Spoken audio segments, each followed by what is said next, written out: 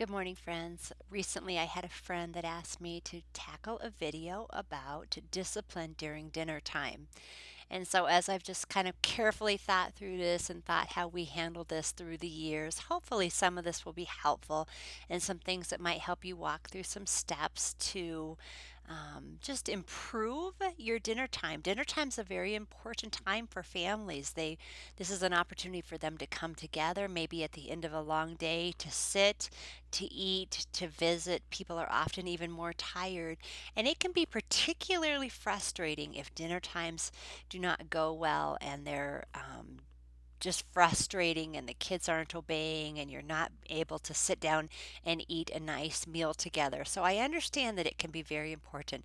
So let me walk you through just maybe thinking through how to go about approaching this time to work on improving this area in your family life. The first thing I'd like you to do is just think about just big picture. What would you like to see dinner time look like? Maybe even take out a piece of paper and write down specifically just what do I want dinner time to look like? I'm sure it would be things like I want everyone to sit down. I would like the conversation to be pleasant. Maybe perhaps I would like children to ask to have things passed to them or ask to be excused to go to the bathroom. You're just looking for that ideal picture. You're just trying to get a picture for yourself, and maybe with even your husband, you could sit and process this of what are things that are important for you to establish during dinner time. Then the next step, what you're going to do is maybe on that same piece of paper, you're going to draw a line and you're going to write down how it is going now. So, first of all, is what you want it to look like. And then, second, is how is it going now? Specifically, write down different kids and different behaviors and things that you want to see changed. So you've got your picture of how you want it to look, you've got your picture of how it is looking and the behaviors that are not matching that picture. And then the next thing I want you to do is I want you to brainstorm some different times during your day that you could practice and work on disciplining and training for these behaviors that you would like to see at dinner. So let's take an example of, let's say you want your children to sit on their bottom and not get up during dinner time. Very reasonable goal, very trainable skill, something that you could absolutely accomplish through consistency with your children. So you might think through, okay, every 2 hours during the day, since we're home, every 2 hours, I'm going to have a 10 to 15-minute timer where I want them to sit at the table.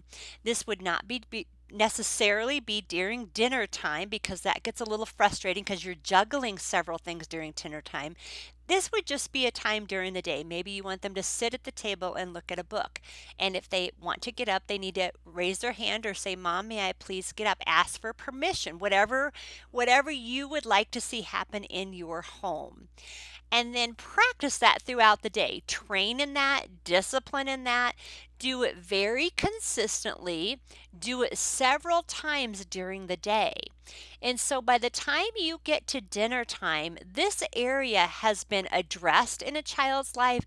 This area has been talked about. It has been trained. It has even been disciplined so that at dinner time, at the end of the day, when you're more tired and it's more important for the family to have quality time, this kid has been trained in how to sit on their bottom and not get up.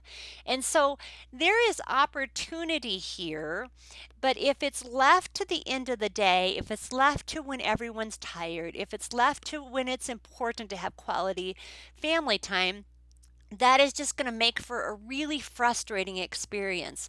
So, my encouragement would be to address it several times throughout the day, train, discipline, talk through it, put on a timer, and get your child to get to a spot where they can really thrive in this boundary that is important to you and your husband. And they can live in this boundary, and it will bring a blessing to your dinner time.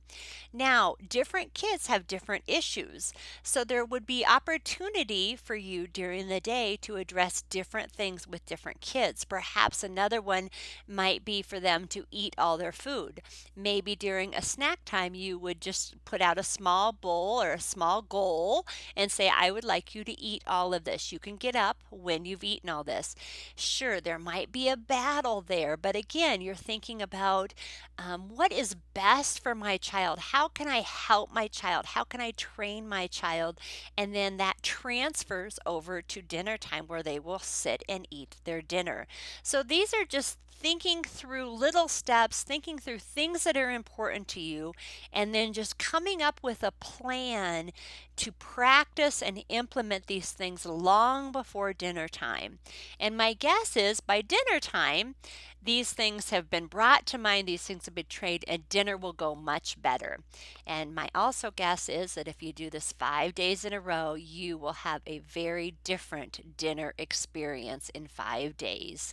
And things will go much better, and you and your husband will be much more encouraged with that quality family time that is so important. Let me leave you with one little verse. Galatians 6:10, it says, "Let us not become weary in doing good. For at the proper time we will reap a harvest if we do not give up." So, Mom, don't become weary. Train your children, train them throughout the day. Get a plan, go through the steps of that plan, and pray that God gives you the grace and the mercy to be faithful and consistent and enjoy the fruit from the Lord's grace. And we'll see you next time, and I hope that's encouraging. Thanks.